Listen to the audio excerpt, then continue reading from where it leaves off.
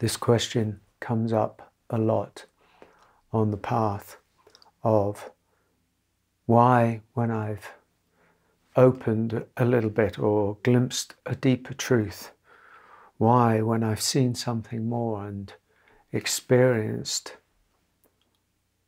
kind of something beyond normal, conventional, habitual seeing, why then do I feel worse? Why does everything seem to get so much more difficult when the path opens itself up to me? Why do all these emotions happen? Why do I feel more overwhelmed, more chaotic, more grief, more anger, more confusion?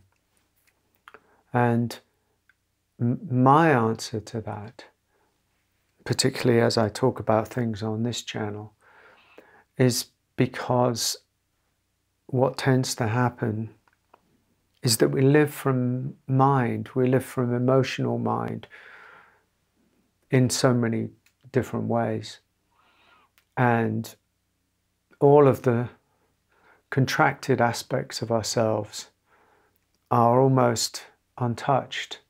They live below the surface. So much of us is living below the surface, as though we're like an iceberg or a pyramid walking around, and down below is where the real stuff is, where the real juice is, where the darkness, pain, suffering, and actually revelation and beauty and depth and harmony is as well. But as the top level starts to crack, so a kind of descent happens. And that descent is both energetic, symbolic, metaphorical, but also real. Because the nervous system is beginning to get involved. Because the subtle energy is beginning to get involved. Because the whole of this inner energy body is being touched by the same realization. It's being touched, as it were, by the light. And when that happens, it as if descends. It's not really descending, but it's as if it descends. And the light starts to break up the darkness. The light starts to break up the stuck patterns, the tension, the resistance, the tightness, the buried anger, the buried heat, the buried sorrow, the buried confusion about the nature of existence. Everything starts to be in some way or other touched by this light.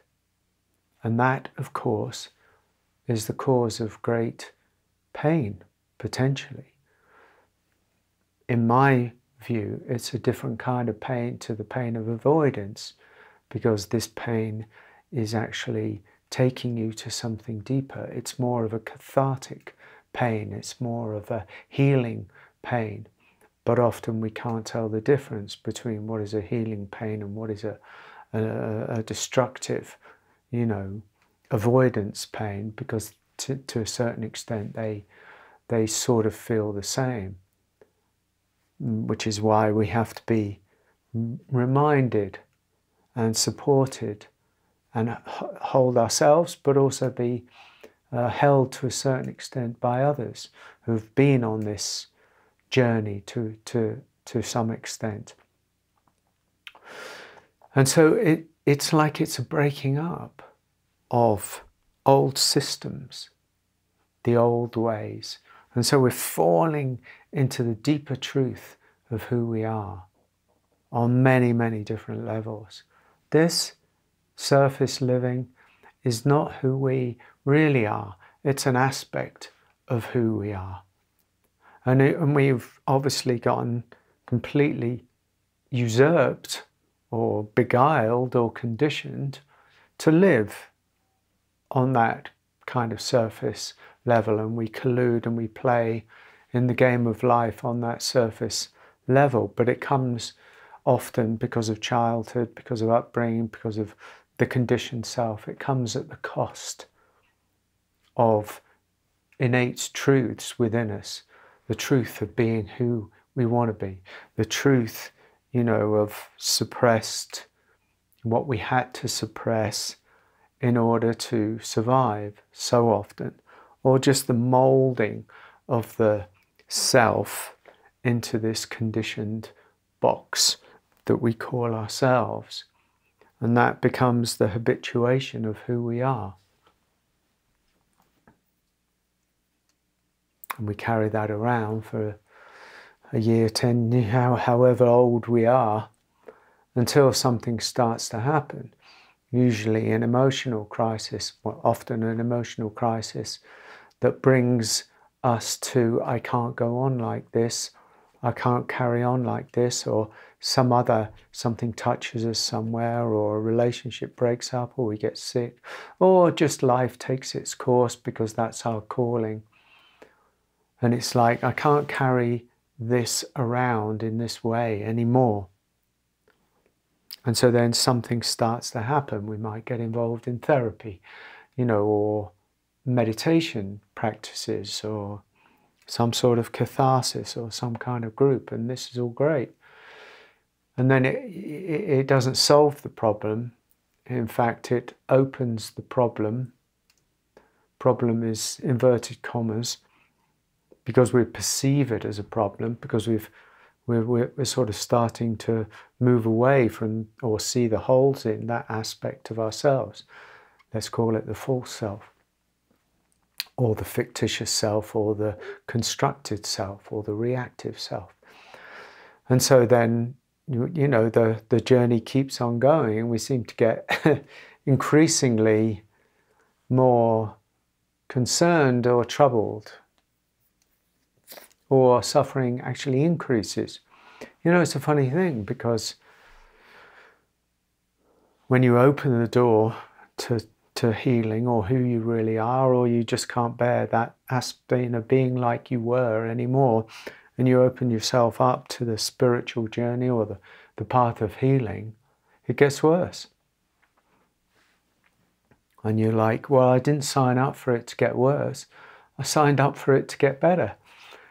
So there's a sense of disappointment that even this doesn't work for me. Even this isn't going to solve my problem. But you know, as we break up patterns, as the light shines on the darkness, and by light I really mean the light of love and awareness, of presence and openness, as we voyage down into the darker aspects of ourselves, and we can get mighty dark inside ourselves.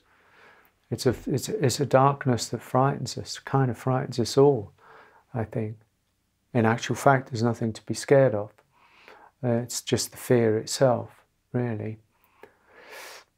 But we, you know, as we're diving into that, it gets mighty scary, because everything that we hung our coat on, everything that we hung our control, our safety, our love, our personality, everything that we hung it on starts to shake and starts to break up, because the light is coming in.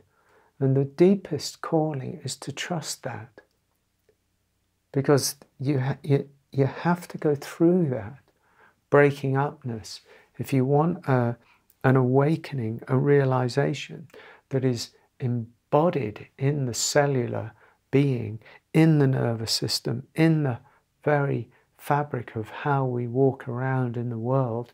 Then that energy, that light, is going to have to come in.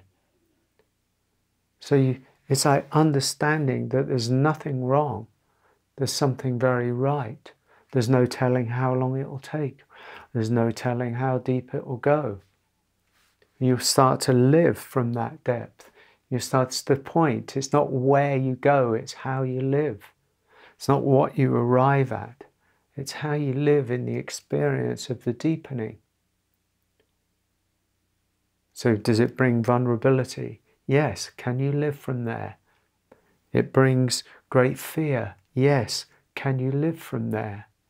I'm not saying it's easy, but that's the calling. To unpack the illusory self is a profound thing to do. Can you live from there? To see through the holes, to see through the game of life, and for the impact for that to have on the organism. Can you live from there? Without folding, without judging, without shrinking, without doing anything. Because that's the calling. The call is always to presence.